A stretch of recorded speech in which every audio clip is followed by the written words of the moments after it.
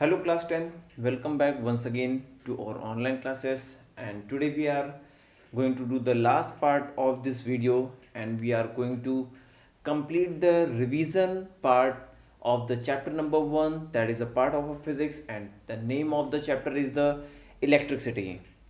आज बेटा हम अपने वीडियो के एक लास्ट पार्ट को हम डिस्कस करने जा रहे हैं जो कि चैप्टर नंबर 1 है। चैप्टर नंबर 1 इलेक्ट्रिसिटी है। इलेक्ट्रिसिटी का ये लास्ट पार्ट है। आज हम वीडियो में डिस्कस करेंगे something about the heating effect of the current, application of the heating effect, जो हीटिंग इफेक्ट जनरेट होता है उसका एप्लीकेशन क्या होता है। Then we will discuss about the power and the commercial unit. इन सारे टॉपिक्स के बारे में आज हम डिस्कस करेंगे। Once again let be recap whatever we have learn in our last classes. एक बार फटाक से जल्दी से हम रिकैप कर लेते हैं कि अपनी लास्ट क्लासेस में हम लोगों ने क्या क्या पढ़ा। Before starting the chapter we have started with the basic concept of the electricity. और चैप्टर को स्टार्ट करने के लिए जो सबसे पहला पड़ाव था, जो पहला स्टेप था, that was the electric current. एक बार मैं आपको रिकैप करा देता हूँ कि what was the electric current. Electric current was the flow of a charge is called the electric current. फिर बात आती है कि इलेक्ट्रिक करंट हमारा जनरेट तो हो गया, बट ये हो क्यों रहा है, ऐसा क्यों हो रहा है, चार्ज का फ्लो क्यों हो रहा है। Then we have discuss about the potential difference. हम लोगों ने वहाँ पे पोटेंशियल डिफरेंस के बारे में पढ़ा। पोटेंशियल का डिफरेंस जब जनरेट होता है किसी भी टर्मिनल पे, then we have saw there कि when the difference of the potential has been generated, what happens there, due to the difference in a potential the current was created and the flow of the current was happening there। वहाँ पे current का flow start हो गया। यानी current के flow के लिए हमें पोटेंशियल डिफरेंस क्रिएट करना बहुत ज़रूरी है। तो हम लोगों ने पढ़ा अबाउट द पोटेंशियल और पोटेंशियल डिफरेंस के बारे में पढ़ा। उसके बाद हम लोगों ने क्या पढ़ा था, उसके बाद हम लोगों ने सर्किट डायग्राम के बारे में डिस्कस किया कि सर्किट डायग्राम में हम लोगों ने क्या क्या कंपोनेंट्स पढ़े। The first component was the electric bulb, the second was the electric wire, ammeter, voltmeter, switch, and the last one was the battery source. After studying these all things, we have gone through the next part, and that was the Ohm's law. Ohm's law have told us that what is the relation between the potential and a current. He have told that it was a directly proportional, एक directly proportional था। यानी अगर हमने potential को बढ़ाया अपने आप current बढ़ गया, करंट को बढ़ाया पोटेंशियल बढ़ गया। That was the directly proportional, that is the concept of the directly proportional. Then we have, when we have removed the proportionality sign, we have got the constant value, and that constant was the resistance constant। और जो हमें वहाँ पे constant value milli, and that was the resistance constant, वो हमारा resistance constant था। फिर हम लोगों ने next step cover किया about the resistance constant के बारे में पढ़ा कि resistance होता क्या है। हमें वहाँ पे पता चला कि what is the resistance. The resistance was a property of a material that resist the flow of electron, जो फ्लो ऑफ इलेक्ट्रॉन को रोक देता है, जो इलेक्ट्रॉन के फ्लो को रोक देता था। Means which resist the flow of a current, that was called the resistance. जो करंट के फ्लो को रोक देता था, दैट वाज द रेजिस्टेंस। अब हम बात करते हैं नेक्स्ट टर्म के लिए। This property was identified as a resistance। फिर हम लोगों ने पढ़ा कि in which factor resistance will depend, किन किन फैक्टरों पे रेजिस्टेंस डिपेंड करेगा। एक बार मैं फिर से रिकैप करा देता हूँ। The first factor was the length of a wire। we have learned there resistance was directly proportional to the length of a wire। this was the first factor। the second factor was resistance will be inversely proportional to the cross section area। यानी cross section area अगर बढ़ गया तो resistance की value कम हो जाएगी। And the third factor was the nature of a material. In the case of a conductor material the resistance value will be low, in the case of the insulator material resistance value will be high. ये सारी चीज़ें हम लोगों ने पढ़ा था। Then we have combined this equation and we have found the formula R is equal to rho L upon A. ये हमने फॉर्मूला वहाँ पे फाइंड किया। And what was the rho? The rho was the resistivity of a material। अक्सर बेटा confusion रहती है कि what is the resistivity of a material। resistivity में अक्सर कंफ्यूजन रहती है, तो you should make clear that resistivity is the resistance per unit of volume is called the resistivity of a material।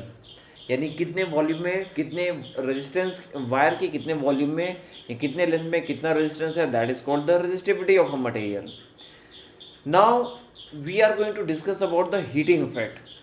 बेटा before starting the heating effect we should know about the once again the basic concept.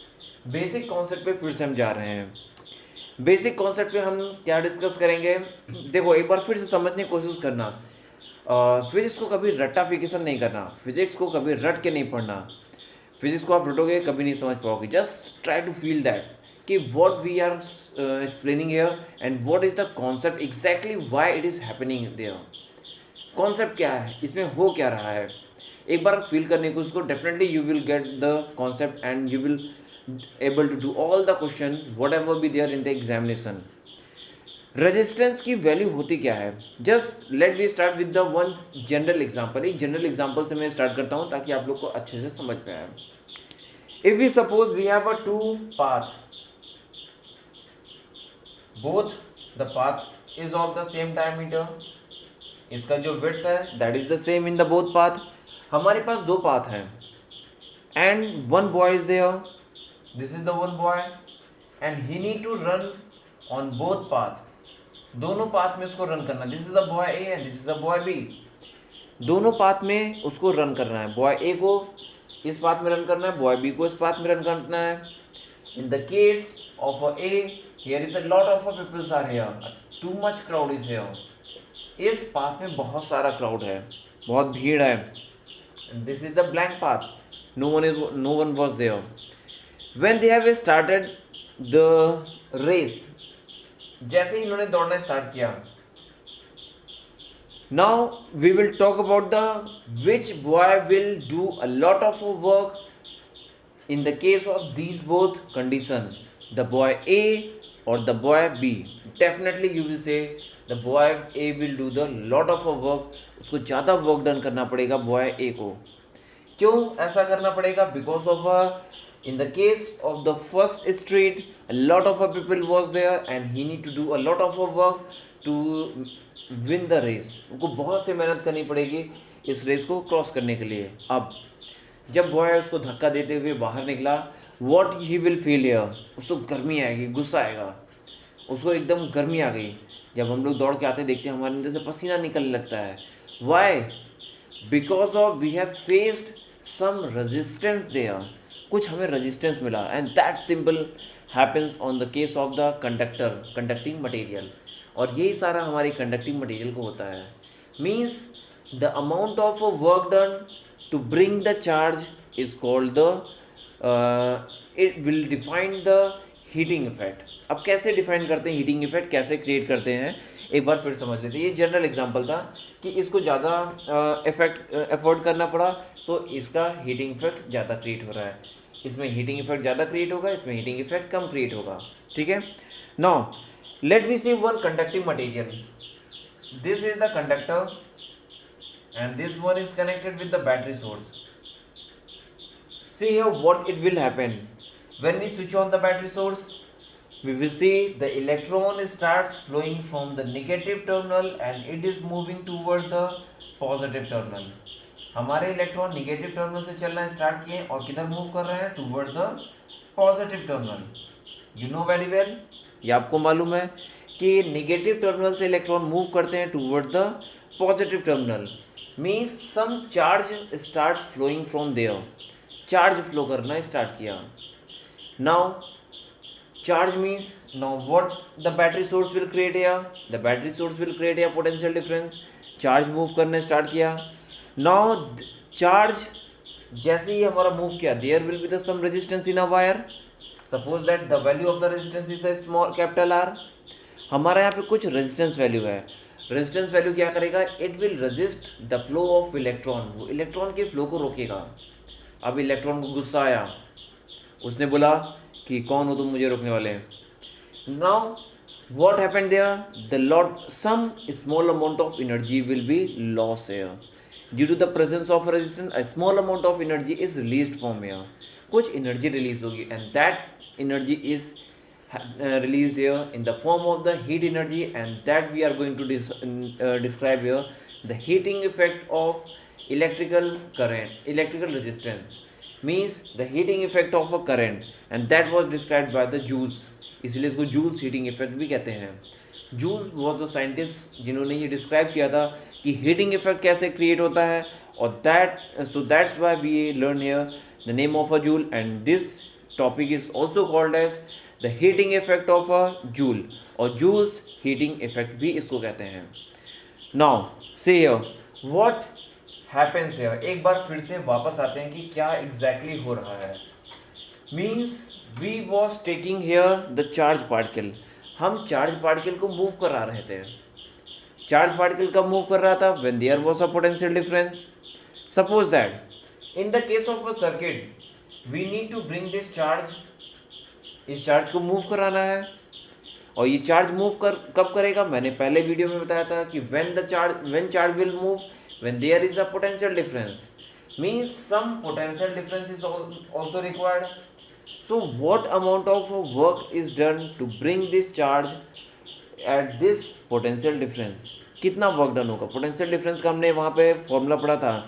In the case when we were discussing about the potential difference, वहाँ पे हम लोगों ने formula पढ़ा था. The formula was V equal to W by Q. ये हमने formula वहाँ पे पढ़ा था कि V equal to W by Q. What was that? That was the potential difference, the amount of work done to bring the charge, and that was called the potential difference.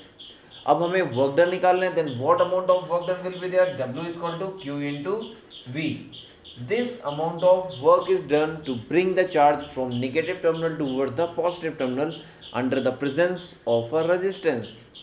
यानी किसी भी charge को move कराने में, wire में जितना भी resistance हो उसको मूव कराने में this amount of work will be done, and that is the product of a charge and potential. और यही हमारा क्या है? चार्ज और पोटेंशियल का प्रोडक्ट है. Okay, now let we see what is happening here. एक बार फिर से देखते हैं कि हो क्या रहा है. When potential difference was created, the charge will start moving, and this amount of work is done to move the charge. इतना अमाउंट ऑफ वर्क डन होता है इस चार्ज को मूव कराने में. Okay, now we know what is the power. Formula for power, that is the work done to bring the charge at the time t. ये हमारा power का formula होता है. अभी आगे फिर से पढ़ेंगे इसको एक बार. छोटी क्लासेस में हम लोगों ने कई बार पढ़ा है. What is the formula for power? The power is the work done upon time. Now what amount of work is done? P is equal to W by T, and this work done will be P is equal to W is here Q into V upon T. That amount of work is done here. इसको note कर लो. अभी आगे power के case में हम इसको बहुत पढ़ेंगे. हम चलो पावर का भी फॉर्मूला हम यहाँ पे डिराइव कर लेते हैं, because we are doing the revision here. How the power will be defined here? This is the amount of a charge per unit of time, and that is called the current. हम लोगों ने जब current पढ़ा था तो वहाँ पे ये पढ़ा था कि the charge at the unit time is called the current. So we can write here the formula for power is equal to I into V, or we can say P is equal to V into I, where V is here potential difference and I is there current. हमारा I क्या है यहाँ पर? Current है, and V is the potential difference here. So that amount of a power will be generated. Now we are finding a heating effect. मैंने पहले ही बताया था कि when the power is dissipated, and when the power is dissipated for the time t, that power will be converted in the form of the heat energy, and that is called the heating effect. और इसी को heating effect कहते हैं. यानी heating effect कैसे generate होता है? When the power is dissipated in the form of energy, and this is due to the presence of a resistance. एक बार मैं फिर से कॉन्सेप्ट को रोटेट करा रहा हूँ. एक बार कॉन्सेप्ट को फिर से मैं रिपीट कर रहा हूँ. रिपीट करूँगा कि how the heat energy is generated. फिर से एक बार मैं रिपीट करूँगा हीट एनर्जी कैसे जनरेट होता है. When the electron start moving from the negative terminal of a battery. Electron negative terminal से मूव करना स्टार्ट किया. Due to the motion of electron, some small amount of work done is take place. कुछ amount of work done हुआ, and this work done is converted in the form of the heat energy, and that is called the Joule's heating effect of electric current, यानी कितने amount of heat energy generate होगी, heat energy H equal to P into T, यही तो हमारा होता है। हम वापस एक बार फिर से इसको कंफर्म करते हैं कि क्या ये सही है कि नहीं। You can see from here, from this part, what is the work done, W is equal to P into T, this amount of work is done here and work done is always equal to the value of energy। बेटा ये बहुत अच्छे से ध्यान रखना, हर जगह ये बहुत इंपॉर्टेंट कॉन्सेप्ट है। If we are finding the work done it means we are finding the energy, means what amount of work we are doing here, कितना हम वर्क करेंगे, what amount of energy we have stored inside, जितना ज़्यादा हम energy store करेंगे उतना ही ज़्यादा हम वर्क डन करेंगे। So what is the work done, amount of energy stored. So work done will be power into time, put the value of power, so work done और we can say that is the heat energy और we can say that is the Joule's heating effect. Heat energy के form में तो हमने as यहाँ present किया, तो then H is equal to power is here v into I into T और we can say h is equal to V I T. This is the formula for heat energy और heat energy का ये एक formula हमारे पास निकल के आ गया कि कितना अमाउंट ऑफ हीट डिसिपेट होता है, that is the V I T, this amount of heat will be dissipated. Again we know v is equal to I R, ये भी एक फॉर्मूला होता है Ohm's law, that is that represent the Ohm's law. Put the value of V here. Let me see what heat energy will be dissipated. Then it will be a I square R into T. This much value of heat energy is dissipated. और हम दूसरे form में change करें, we also know again we will take this formula. Then I is equal to V by R. We put the formula V by R. Now put the value of I. Then heat energy will be V by R square into R into T will be here. It will be V square upon R square into R into T, and R is cancelled out, then it will be V square over R into T. This much amount of heat energy is also dissipated here. So इतनी heat energy dissipate होती है। अब देखो फॉर्मूले based इस पर numericals भी आते हैं, बहुत इंपॉर्टेंट फॉर्मूला है ये। There will be the numerical of at least 1 marks, board exam में इसके न्यूमेरिकल होते हैं, अक्सर आते हैं। सो हमें कैसे पता करना है कि which formula we are going to apply there. If the potential is given there, current is given there and time period is given there, then we will use this formula to identify the heat energy. If current is given here, resistance is given here and time period is given here, then we are going to identify this formula, इस formula का utilize करेंगे। if potential, resistance and time is given there, then we will apply this formula, ये formula हम वहाँ पर apply करेंगे। okay, so that was the heating effect of electric current। so बहुत simple सा concept था कि heating effect क्यों produce हो रहा है, the reason is resistance and how it is going on due to the change in a potential, and this amount of work done is called the heating effect। और वही work done हमारा energy के form में produce होगा and that is in the form of the heat energy, और कभी कभी light energy के भी form में होता है।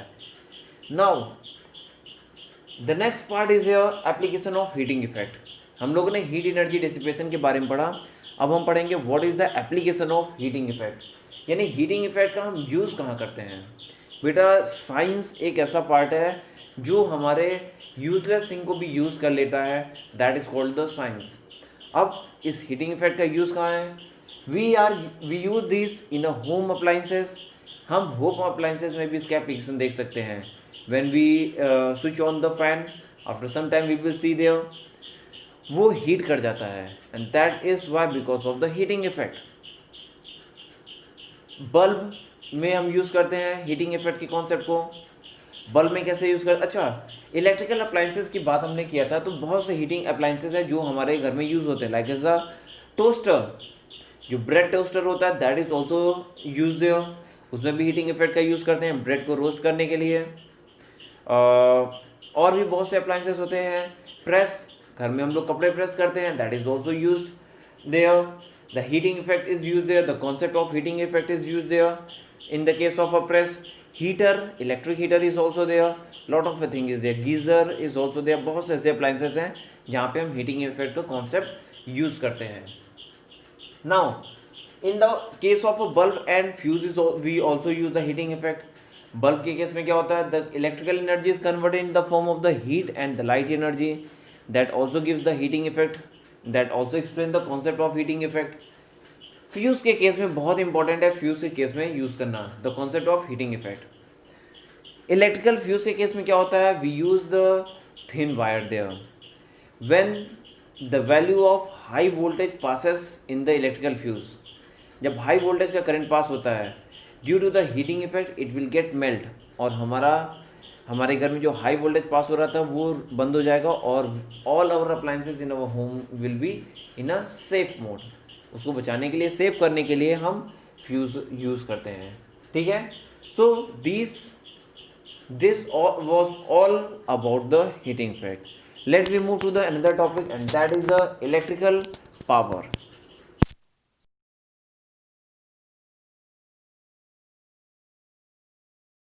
Okay class, now we are going to discuss about the last topic of this chapter, and that is the electrical power. हम electrical power के बारे में डिस्कस करने जा रहे हैं कि इलेक्ट्रिकल पावर होता क्या है, and we will discuss about the formula of electrical power. बेटा इसके पहले जब हम लास्ट टॉपिक, इससे पहले जो हम टॉपिक डिस्कस कर रहे थे, that was the heating effect. We have taken some steps related to the electrical power. वहाँ पे हम लोगों ने पावर के बारे में कुछ थोड़ा सा डिस्कस किया था, कुछ एक दो स्टेप्स हम लोगों ने वहाँ पे पढ़े भी थे. What was that? हम लोगों ने वहाँ पे क्या पढ़ा था? What is the power? The power is the amount of work done at the time. ये हमारा पावर होता है. जितना ज़्यादा हम वर्क डन करेंगे जितने कम समय में, उतना ज़्यादा पावर होगा हमारे अंदर. यानी हमारे काम करने की कैपेसिटी ज़्यादा है, तो it means we have a lot of a power. अगर हम एक जनरल एग्जांपल लें, एक आदमी एक दिन में 1 किलोमीटर तक चलता है और दूसरा आदमी एक दिन में 2 किलोमीटर चलता है, then who have a more power, पहला और दूसरा? Then definitely you will say the second one have a lot of a power because he have covered a lot of a distance, or we can say he have done lot of a work at less time. That is called the electrical power. और इसी को हम क्या कहते हैं? electrical power means capacity of doing work at the less time is called the electrical power. इसको electrical power कहते हैं. We know here what is the amount of work done, that is a Q into V. यही amount of work done होता है. Now put the value here. Then power P is equal to the work done is equal to Q into V. We can take a small charge. Small Q is also applicable है. जो हम चाहें वो put कर सकते हैं. Q upon into V upon T. But now we know the formula of Q by T, that is the current. We know what is the current? I is equal to Q by T. Put the value here. Then power will be P is equal to V into I. This is the formula for electrical power.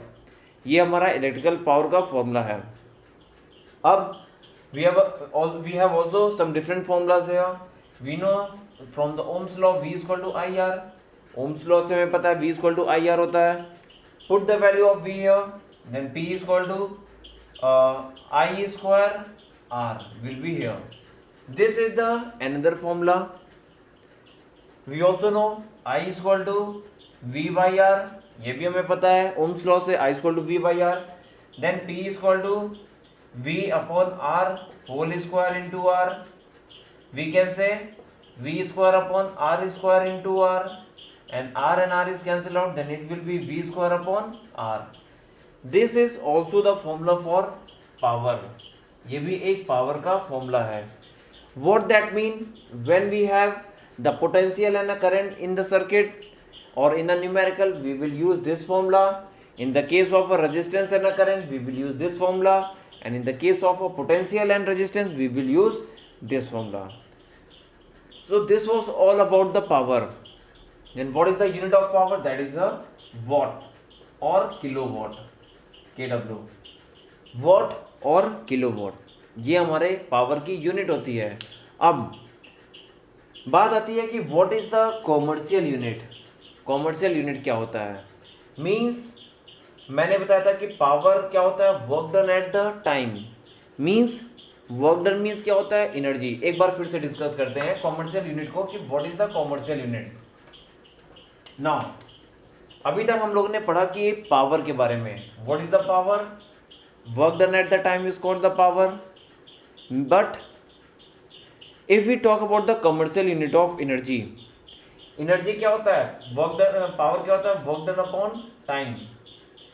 If we need to find the energy, then what will be here, W is equal to P into T, and this is the energy.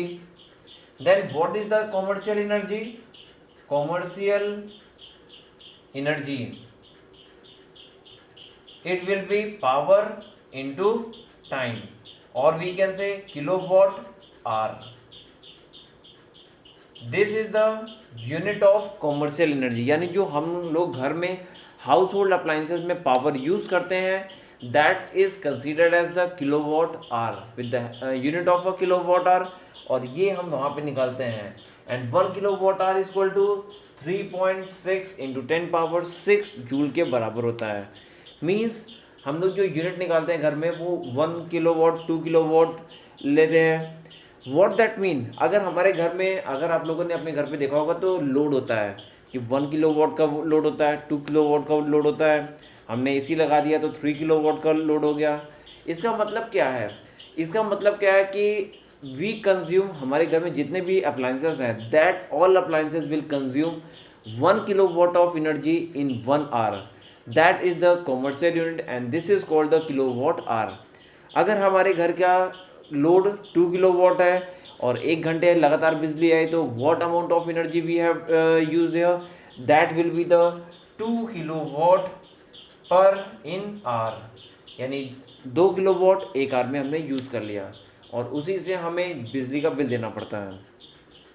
अच्छा, कहीं कहीं पे ये भी होता है, कुछ लोग ऐसे भी कंफ्यूज होते हैं कि जो एनर्जी हम यूज़ कर रहे हैं, जो लाइट हम यूज़ कर रहे हैं घर में, वो क्या है, that is the flow of electron. Then what we are using there, light energy or electron energy, then definitely don't be confused in this topic। कभी भी हम इलेक्ट्रॉन का कंजप्शन नहीं करते हैं, इलेक्ट्रॉन से फ्लो करता रहता है, एक टर्मिनल से आया दूसरे टर्मिनल से वापस चला गया। And the energy dissipated by the electron in the form of a heat energy and a light energy, that we use in our house and that we use to pay the bill for that energy. उस energy के लिए हम bill pay करते हैं, electron के consumption के लिए bill नहीं पे करते हैं। यानी घर में जो भी हमारे अप्लाइंसेस होते हैं उसका जो भी हम यूज़ करते हैं, यूटिलाइज़ करते हैं, किलोवाट आवर में जो भी बिजली हम यूटिलाइज़ करते हैं उसमें हम किस चीज़ के लिए बिल पे करते हैं, the heat energy that was dissipated by the circuit और the light energy that we have got from the circuit. उस पावर से, उस अमाउंट ऑफ पावर से जो भी हीट एनर्जी जनरेट हुई या जो भी लाइट एनर्जी जनरेट हुई उसके हम बिल पे करते हैं। तो don't be get confuse of that, we don't use to pay the bill for the consumption of electron, we use to pay the bill for the consumption of the heat energy और for the consumption of a light energy, and that was represented with the help of a kilowatt hour, और उसको हम kilowatt hour में represent करते हैं। Okay, so this was all about the chapter number 1। हमारा chapter number 1 यहीं पे complete हो जाता है। आपको अगर कोई भी क्वेश्चन हो, कोई भी डाउट हो, कोई भी क्वेरीज हो, you just go to the comment box in a YouTube channel and comment over there. Definitely I will try to give answer as soon as possible. Just like, comment and share this video, and also subscribe the channel, so you will get if I will upload the video, then definitely you will going to get those notification there that some video has been uploaded. अगर आप लोग comment subscribe करोगे तभी आपको notification मिलेगा जो भी videos मैं अपलोड करूँगा. ओके, सो बेटा पढ़ाई करते रहो. Board exam will be there at the time. आपको मालूम है कि बोर्ड एग्जाम अपने टाइम से होंगे. रिवीजन मैं करा रहा हूँ. चैप्टर नंबर 1 का रिवीजन हो गया है. From on the next class we will start some good numericals and the standard of numericals. कुछ बोर्ड एग्जाम्स के क्वेश्चंस को मैं सॉल्व कराऊंगा जो चैप्टर नंबर 1 से अभी लास्ट 10 ईयर से पूछे गए हैं. यानी पिछले लास्ट 10 ईयर में कितने क्वेश्चन पूछे गए हैं ये हम लोग नेक्स्ट उसमें डिस्कस करेंगे, नेक्स्ट वीडियो में डिस्कस करेंगे. तो definitely don't forget to watch the next video, that is a very much important to you all. ऐसा क्यों है? क्योंकि हम पढ़ाई तो पूरी कर लेते हैं but we are not able to find out the question, how the question is will be asked in your board examination. Then definitely watch the next video, जिसमें मैं एक्सप्लेन करूँगा आपको कि कैसे बोर्ड एग्जाम में क्वेश्चन आते हैं और उसका आंसर कैसे करना है।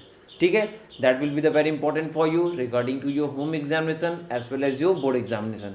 ओके, तब तक के लिए, नेक्स्ट वीडियो के लिए, तब तक के लिए पढ़ाई करते रहो। Good bye, take care, bye bye. एक बार फिर से पूरा चैप्टर रिवाइज कर लेना, ताकि नेक्स्ट वीडियो में जब मैं बोर्ड एग्जामिनेशन के क्वेश्चन सॉल्व कर रहा हूँ तो आप लोगों को अच्छे से समझ में आए कि क्या और किस जगह से इस कॉन्सेप्ट को हमने वहाँ पे इंटरलिंक किया। Okay, good bye, take care, bye bye.